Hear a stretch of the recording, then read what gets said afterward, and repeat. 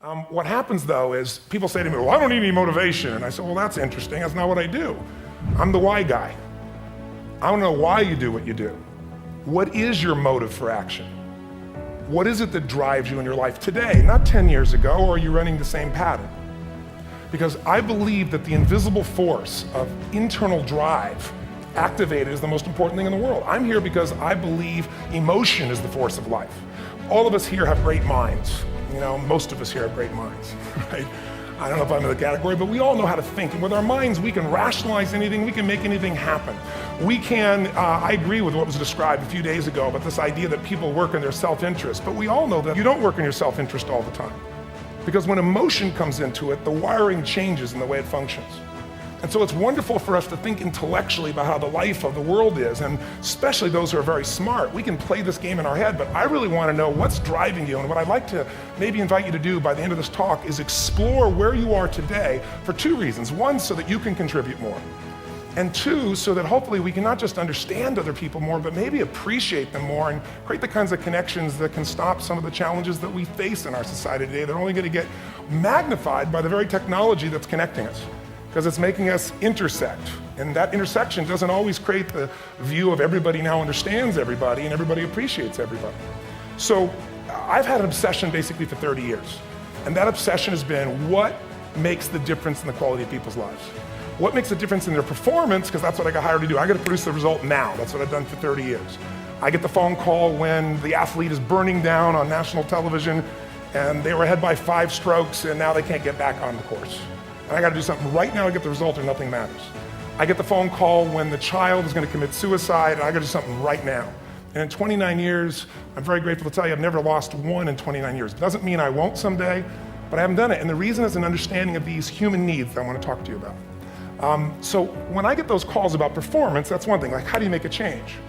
But also I'm looking to see what is it that's shaping that person's ability to contribute, to do something beyond themselves. So maybe the real question is, you know, I look at life and say there's 2 master lessons. One is there's the science of achievement, which almost everyone in this room has mastered to an amazing extent.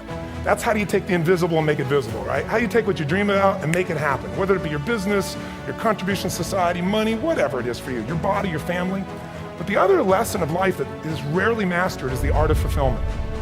Because science is easy, right? We know the rules, you write the code, you follow those, and you get the result. Once you know the game, you just, you up the ante, don't you? But when it comes to fulfillment, that's an art.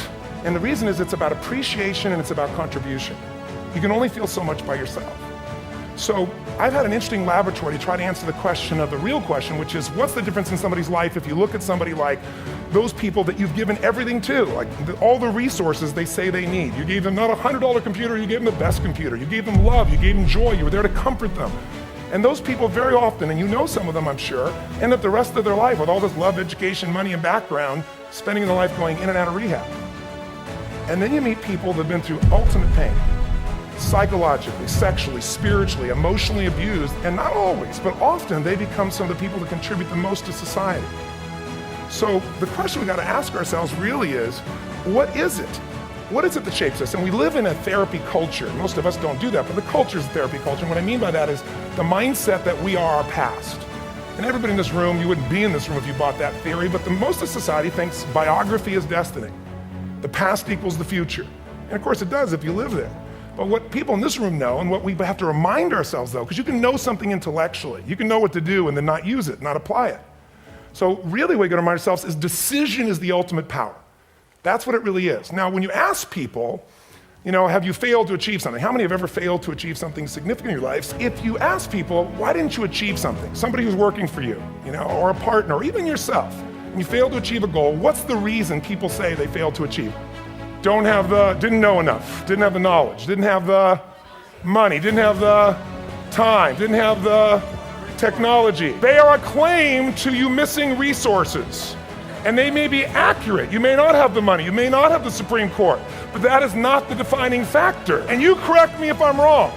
The defining factor is never resources, it's resourcefulness. And what I mean specifically, rather than just some phrase, is if you have emotion, human emotion, something that I experienced from you day before yesterday at a level that is as profound as I've ever experienced, and if you communicated with that emotion, I believe you would have won.